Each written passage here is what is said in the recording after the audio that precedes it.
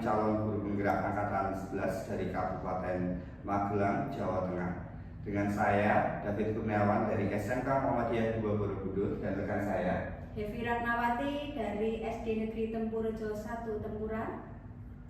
Saya Dian Paramita dari TK Pertiwi Jarwo Semua. Kami di sini akan melaksanakan demonstrasi kontekstual modul 2.3 coaching untuk supervisi akademik yang terdiri dari pengamat, coach, dan coachee. Selamat menyaksikan. Mari bergerak bersama guru penggerak menambah manfaat bagi pendidikan Indonesia. Assalamualaikum Bu Hevi. Waalaikumsalam Bu Dian. Gimana kabarnya hari ini Bu Hev? Alhamdulillah baik Bu Dian. Nah Bu Hev, sepertinya nanti Bu Hevi mau melakukan coaching ya? Iya. Iya. Nah ini Bu Hev, saya kan selaku observer atau pengamat itu menyampaikan dulu nih poin-poin apa nanti yang akan Bu Hevi lakukan dengan coaching pas coaching nanti. Nah, kira-kira Bu Hevi sudah siap untuk menjadi coach? Insya Allah siap. Iya. Nah, baik. Bu Hevi nanti jangan lupa ketika melakukan coaching itu diterapkan alur bertanya, terus digali lagi kemampuan Bu Hevi sebagai coach untuk kompetensi inti coachingnya yang seperti kehadiran penuh, seperti membuat pertanyaan berbobot, seperti itu Bu Hevi. Sehingga nanti coachingnya bisa berjalan dengan lancar, terus nanti bisa membawa manfaat bagi keduanya, gitu ya. Gitu. Baik, kalau gitu langsung aja silakan Bu Hevi bisa melaksanakan coaching dengan coaching. Terima kasih Bu Dian. Selamat bercoaching Bu Hevi. Terima kasih.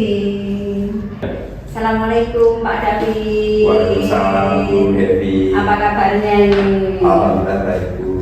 Kayaknya kok saya lihat ada sesuatu Pak David. Iya, Ada yang Bu. disampaikan ini.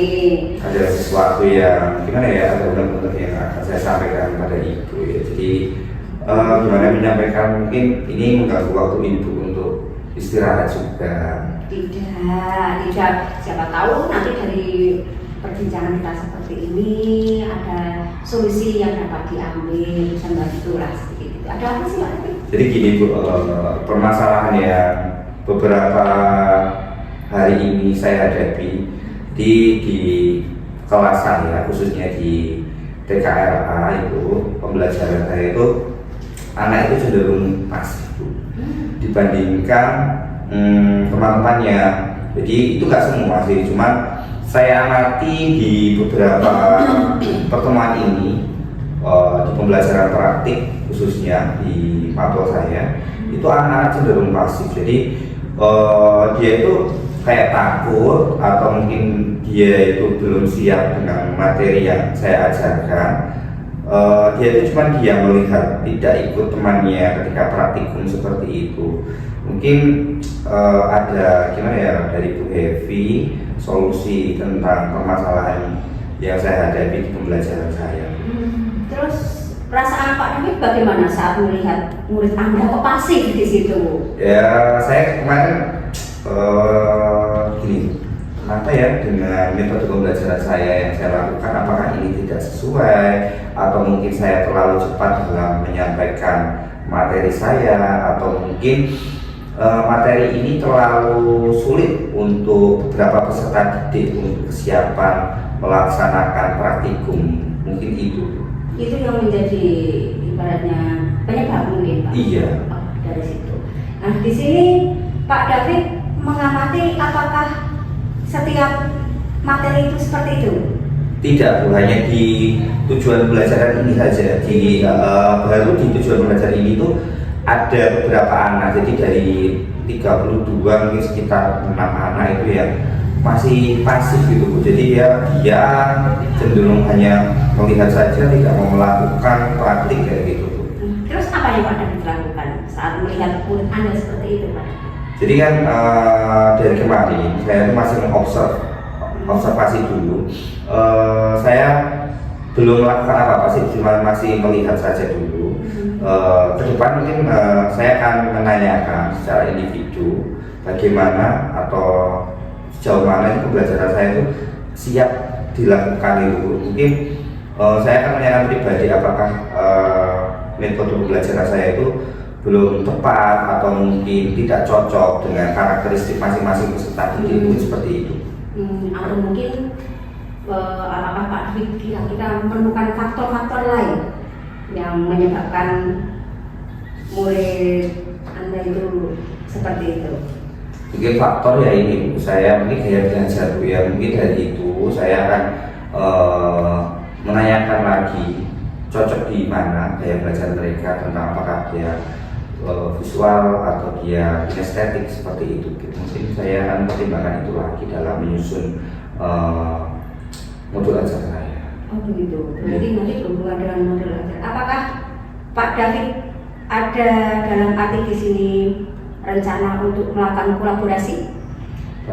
Saya ada berencana, jadi kan di mapel saya itu memang saya tim teaching Bu, dengan partner saya di mapel praktik itu tim teaching, tapi kan kemarin saya memang belum gimana ya untuk komunikasi tentang model pembelajaran apa yang akan saya lakukan gitu.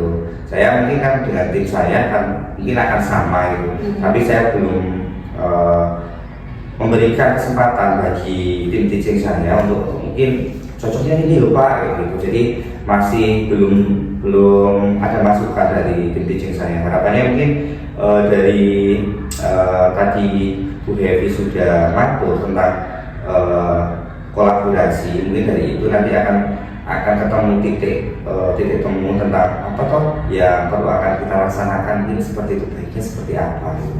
Jadi bisa mempertimbangkan gitu Bu. Iya, kemudian kalau Pak David itu sudah ada pikir untuk berkolaborasi, kira-kira siapa saja yang akan dilibatkan dalam kolaborasi tersebut Pak David? Yang jelas saya yang pertama adalah tim teaching itu, karena itu kan tim ketika pembelajaran itu dengan tim pembelajaran saya, mungkin Kapro, kepala program studi, dan khususnya nanti dengan kepala sekolah untuk baiknya itu seperti apa, mempertimbangkan lagi tentang model pembelajaran apa, atau mungkin saya akan melaksanakan dengan teknik seperti apa, dan pembelajaran yang ada di kelas saya khususnya di bengkel otomotif itu lebih menyenangkan dan tidak menjadi tanda kutip anak itu takut melaksanakan praktik kayak gitu. Berarti dalam arti murid Anda itu takut ke dalam praktik ini?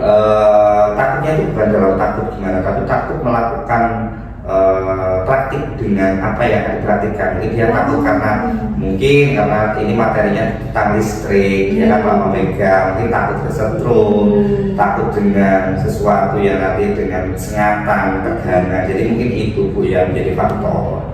Apakah dimungkinkan untuk berkolaborasi selain dengan tim Anda, mungkin dengan pihak luar? Misalnya di sini melibatkan orang tua? Itu mungkin Bu. Jadi untuk orang tua, untuk kesiapan peserta didik ya, memang dari basic dari rumah itu jangan dipertimbangkan juga, karena anak ini biasanya di rumah seperti apa, ketika di sekolah nanti kan beda lagi. Mungkin itu juga masukan baik untuk dari ibu untuk solusi di saya. Nanti itu akan saya pertimbangkan lagi dari kolaborasi antara guru dengan orang tua, bahkan untuk kepala sekolah juga. Karena kepasifan anak di dalam kelas itu kan pasti ada penyebabnya. Nah, dan penyebabnya ini setidaknya sebagai guru kan kita harus menggali. Nah, sejauh ini yang Pak David gali dari anak tersebut kan Pak David hanya menggali dari Pak David sendiri. Nah, selanjutnya Pak David di sini yang Pak David lakukan, yang selama ini lakukan untuk membantu anak yang pasif tersebut bagaimana? Jadi nanti anak yang pasif itu biasanya saya akan melakukan personal, komunikasi secara personal, apa permasalahan mereka, nanti akan saya berikan treatment khusus untuk anak-anak yang seperti itu. Mungkin akan seperti itu, tapi kan tidak semua kasus seperti itu bisa diterapkan dengan secara personal itu. Jadi mungkin ada metode apa yang akan bisa saya terapkan, entah itu dengan kolaborasi dengan orang tua, dengan nanti guru juga, antar mungkin wali kelas untuk pendekatan kan mungkin dengan wali kelas akan lebih dekat ya dibandingkan dengan saya, karena kedekatan itu kan lebih intimate untuk di wali kelas mungkin gitu. Kira-kira rencana aksi yang akan Pak David lakukan itu kapan? Mungkin akan secepatnya Bu, di minggu ini nanti saya akan langsung berkolaborasi, khususnya akan komunikasi dengan tim teaching saya, ya, wali kelas, kemudian dengan kepala sekolah, untuk dengan orang tua. Mungkin kalau memang ini sangat perlu, nanti saya akan memanggil orang tua. Mungkin ada gimana ya, mungkin kita bicara secara personal saja dengan orang tua kayak gitu, bagaimana kondisi ini anak ini di rumah, mungkin lingkungan pertemanannya atau mungkin kesenangannya anak ini. Jadi kan memang itu banyak sekali pertimbangan tuh yang perlu kita gali dari itu. Jadi kan memang pasif itu tidak berawal dari anak itu tidak tahu materi, kan ada beberapa yang membuat anak itu pasif. Mungkin itu Bu Evi, terima kasih. Dari percakapan kita kali ini, Pak David, apakah Pak David sudah menemukan sesuatu Ya, Bu. untuk tindak lanjut Pak David? Jadi terima kasih Bu Evi atas waktunya. Jadi setelah saya komunikasi dengan Bu Evi ini, saya menemukan apa tuh solusi yang akan saya terapkan. Jadi beberapa langkah yang akan saya terapkan. Terima kasih Bu Evi telah memberikan sedikit gambaran tentang solusi yang akan saya pilih nanti untuk saya terapkan di pembelajaran saya nanti. Gimana rasanya setelah percakapan kita ini? Sudah plong Bu, jadi sudah beban yang ada di sini itu sudah berkurang jauh. Jadi apa yang akan saya laksanakan mungkin dari beberapa tadi pilihan solusi yang Ibu tawarkan nanti akan saya tidak lanjuti lagi. Terima kasih atas waktunya. Mungkin besok lagi kalau ada kesempatan saya bisa berbincang lagi dengan Bu Evi. Iya, menurut saya berbagai solusi sudah dicoba untuk untuk mempercayai jalan keluar atas segala yang terjadi di siswa panjenengan. Itu sudah ada solusi dan sudah ada rencana aksi. Mudah-mudahan dari sini nanti panjenengan akan menemukan solusi yang lebih baik agar anak-anak di sekolah Pak David itu lebih aktif lagi dalam kegiatan pembelajaran dan tentunya nanti akan menghasilkan potensi-potensi yang lebih baik. Amin. Ya. Terima kasih. Sudah Bu, itu mungkin cukup begitu. Nanti disambung di lain waktu. Terima kasih atas kesempatan kali ini. Assalamualaikum warahmatullahi wabarakatuh. Waalaikumsalam warahmatullahi wabarakatuh. Oke, assalamualaikum Bu Evi. Waalaikumsalam Bu Dian. Kayaknya tadi sudah melakukan coaching ya? Iya, sudah tadi berjalan dengan lancar. Oh, alhamdulillah. Aman? Aman. Semuanya aman.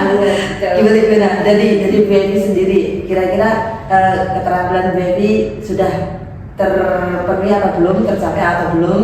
Ya, yang tadi disampaikan itu. Dari hasil percakapan saya tadi dengan Pak David, saya menempatkan diri sebagai pendengar di sini. Ya. Saya mencoba mendengarkan secara aktif apa yang disampaikan oleh coaching, masalah-masalah apa yang ada, kemudian saya ibaratnya di sini mencari apa sih dari penyebab yang menimbulkan hal tersebut gitu. Dengan bertanya dengan pertanyaan yang cukup itu tadi. Saya giring Pak David untuk menjawab apa yang dia rasakan melalui pertanyaan-pertanyaan sesuai dengan alur yang ada. Oke. Terus ada nggak Bu Evi catat hal-hal yang yang telah disampaikan oleh coach tadi, hal-hal apa yang Bu Evi ketahui atau Bu Evi catat? Iya, di sini dari hasil percakapan tadi ada hal yang penting. Ternyata di sini nanti Pak David itu sudah ibaratnya menemukan masalahnya itu ada di mana. Sebenarnya beliau sudah menemukan itu masalahnya di mana. Dan dari pertanyaan yang saya berikan, Pak David sebenarnya juga sudah menemukan solusi. Nah, di situ saya hanya memuatkan saja.